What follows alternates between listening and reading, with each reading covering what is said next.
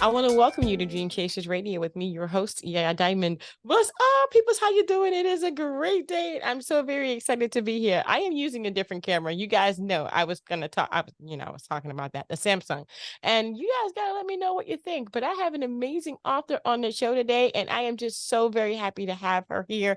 Don't go anywhere. We'll be right back. My name is Laertes Muldrow. I'm here with Yaya Diamond, and I have some great stories for you.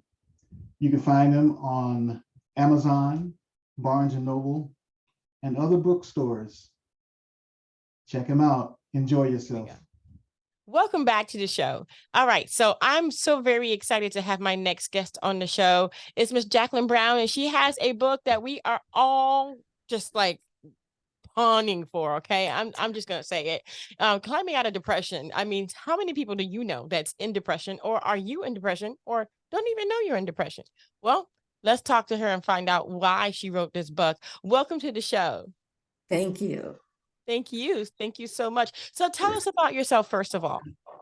Well, I worked on a crisis line, and I am a counselor and an ordained minister. And before that, I was a mathematician, figuring kill probabilities on missiles. So I love solving problems. Oh, And that's crazy. So yeah, I know it's a wild career, but it's been interesting, and I've learned a lot of things. But I so enjoy looking at a problem and digging down into it to find out what the core essence of it is, and then bringing it up and seeing what I can do with it, and if I can solve it. So that's just my way of thinking. I love mysteries too, so who knows? But I have a very positive philosophy. So my goal is to get people thinking ahead and getting their mindset to knowing what's bothering them and realizing that they can solve it. Every problem has a solution. Yes, it does. So you just have to work on it. My book is very simply written. I like talking to the reader, and I pretend they're there while I'm writing the book. I don't use technical terms to impress them or to confuse the readers at all. I just try to keep it nice and simple, like me. I use quotes, analogies, scenarios, real life stories, and my own personal narrative, so I can help people gain insights into what their problem might be and how they can make their lives better.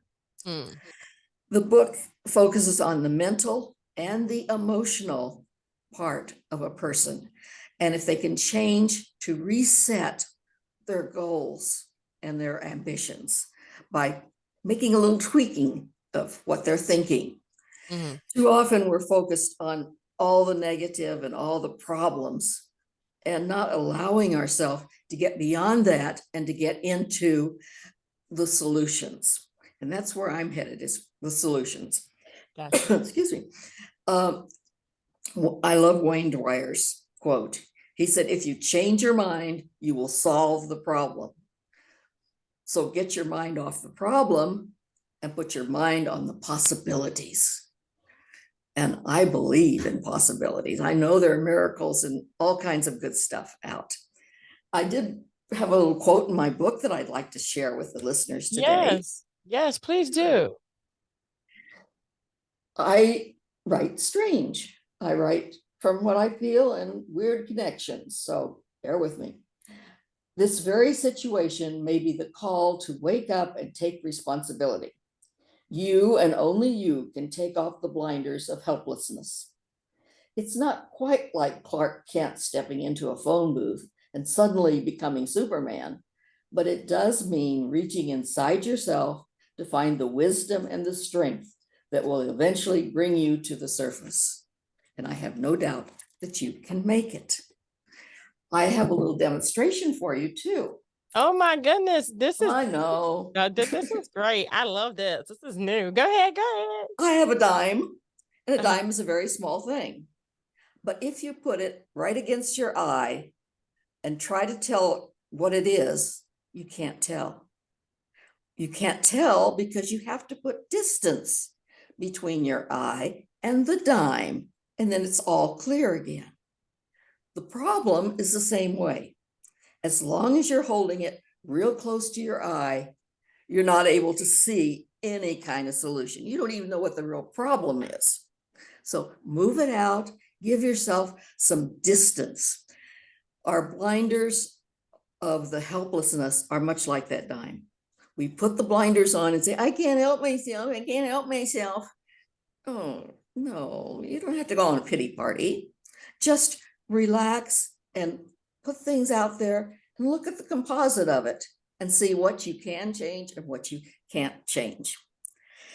One thing while working on the crisis line that I did learn, and that's the fact that you have to always start with the person where they are, not where you as the counselor thinks they should be. So you've got to go into that problem, let them look at it, let them try to find their own solutions out, just give them little hints along the way. I think that's so important to not get wrapped up in the problem or get wrapped up as a counselor in what you think the answer is, because your answer and theirs may not be the same thing. So we have to back off from that belief. Excuse me again.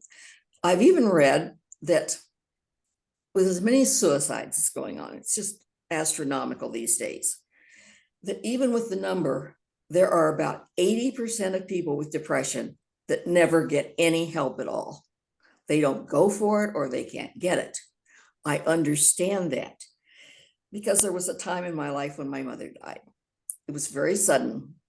And she was my best friend. She was my helper. Just she was everything to me. And then she was gone. Well, when I had to go from one house to another, I had to go up a freeway. And off of the freeway was off ramp to the cemetery where she was buried. For about a year or so, I cried every time I went on that highway because it just hurt me so bad to know that she wasn't with me in physical body. Yeah. And so I went to a doctor.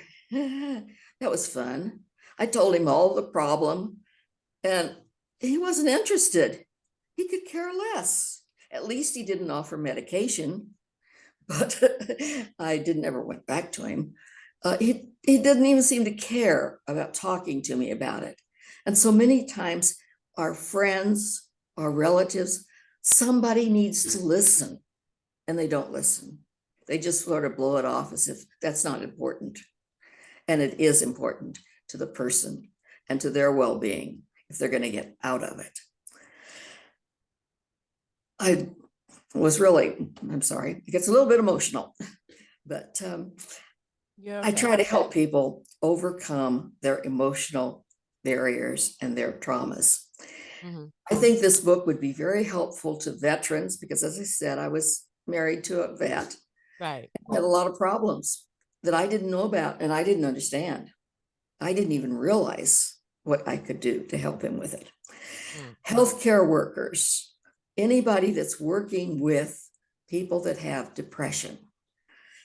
I think it can also be a tremendous workbook for people so that they can take it one step at a time and go through it, stop, and then go through it again or move on to the next step.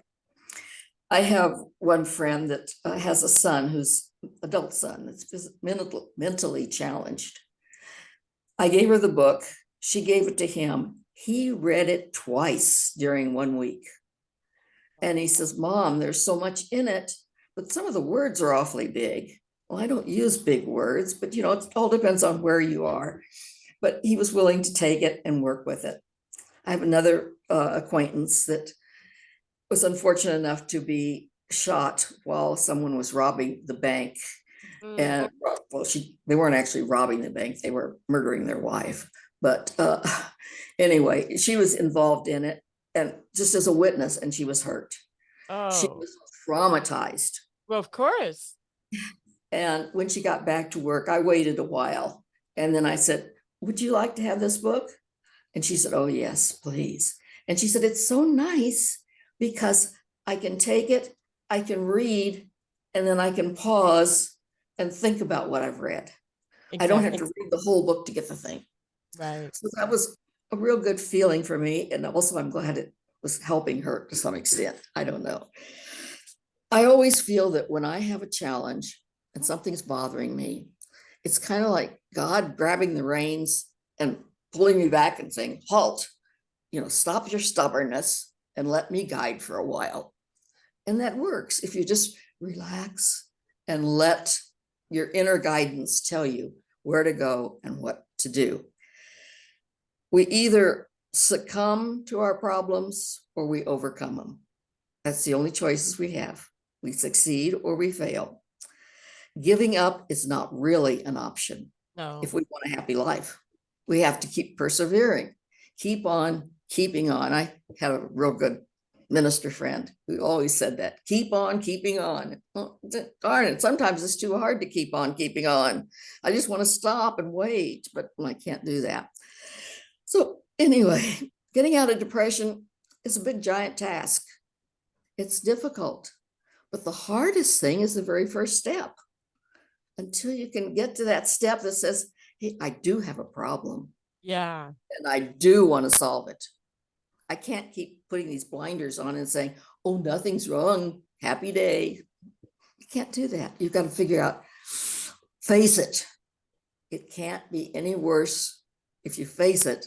But if you run from it, it really can be worse, because I believe that if you don't do it the first time, you get another chance, and they're each one harder.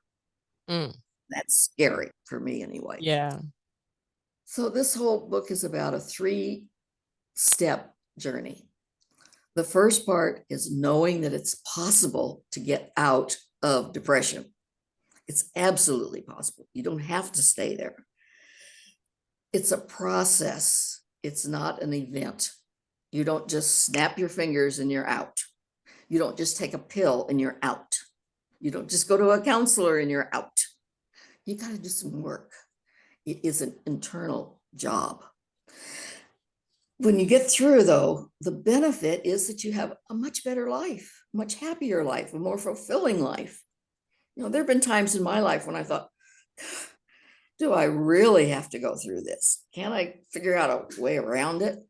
And my internal guidance says, nope, head on. I'm stubborn. I'm from Missouri. So I'm a hard-headed mule.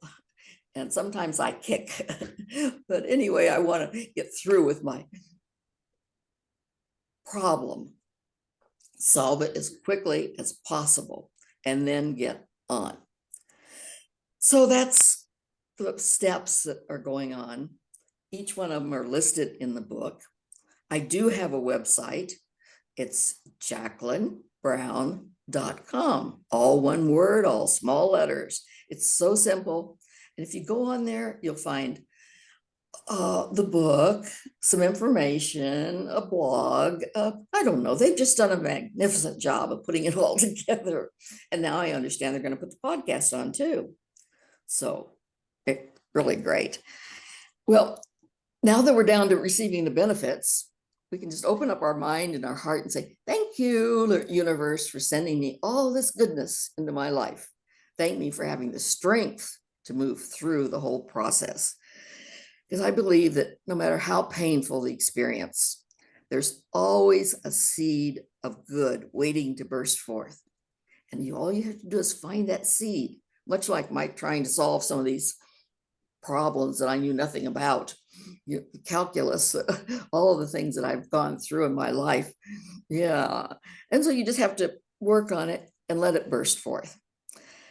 This belief allows us then to move past those dark moments and into the sunshine, into the brightness of life. And it's interesting that when you think that all these rain clouds and roadblocks are stopping you, they're not. They're just letting you learn. And that you learn from that lesson, then you can move on. As I said, my former husband was an Air Force pilot and in the war, and it was a tumultuous relationship at times. I tried to keep quiet, but I'm kind of outspoken. Anyway, when he passed, I thought, no, I don't want any more of that anymore in my life. So I sat down and I designed my ideal husband.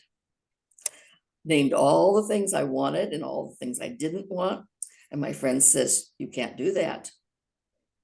You got to broaden your horizons. You'll never meet anybody. And I said, well, if I don't meet anybody, that's fine. But this is what I want. I got him. So we just happened to meet one Sunday. I was a greeter at church and I gave him a hug and he kept coming back to church and we got acquainted. So we got married. Wonderful. And it's a blessing that came from me being stubborn enough to want to solve that problem and know what I wanted. So many people don't have the foggiest notion of what they want in their life. They just kind of go with whatever flows. And I think you have to take charge. Do you have any questions? You've answered all of them. All of them. All of them. But there is one. Okay. There's one question. How did you get over depression? Because I decided I couldn't live there. I had too much other stuff I had to do, and I had kids, and I needed to get myself back under control, maybe give God the reins, as I say, and guide me through that time. But I never got help outside of just my own inner self. Wow. That you're a strong woman. Definitely a strong woman. And to put this in a book where other people can benefit from your experience and your understanding of how to come out of it without outside help, but just your book alone and them deciding to not want to live there. That is amazing.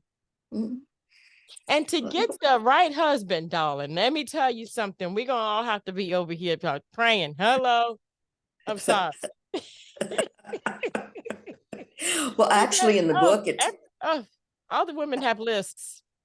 All of them. We all have lists. I think the book lists what I put in it and my arguments. I argued, well, if he's this way, then this is going to happen. And I argued back and forth with myself until I had detailed what I wanted. And then he just walked in. He hasn't said a crossword to me in 7 years, almost 8 years. Wow. That's a wonderful thing. Yeah. And we think alike, we believe alike, and it's wonderful. That is wonderful. Very supportive. Yes, definitely wonderful. Well, Ms. Brown, where can people find your book? I mean, they're going to have to find it. Well, they can find it on the website. They can find it on Amazon. And I'm sure they'll be able to find it in some of the bookstores as we go on. The website, again, is just Jacklyn, JACKLYN, BROWN.com.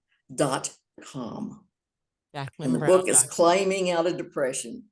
That's right. And we all know someone, or it might even be you, climbing out of depression. That might be a book that you might want to get. Or share. Oh, yeah. Or share. Definitely.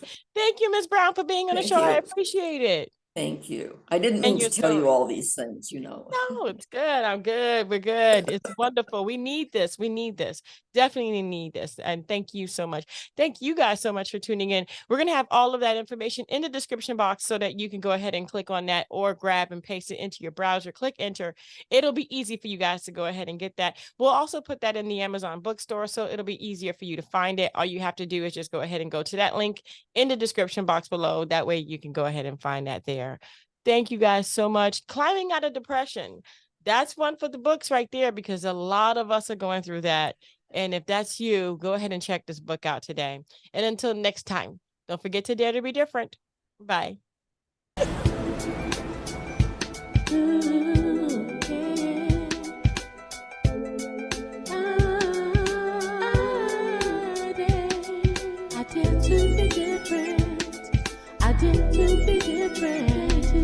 I did to be different.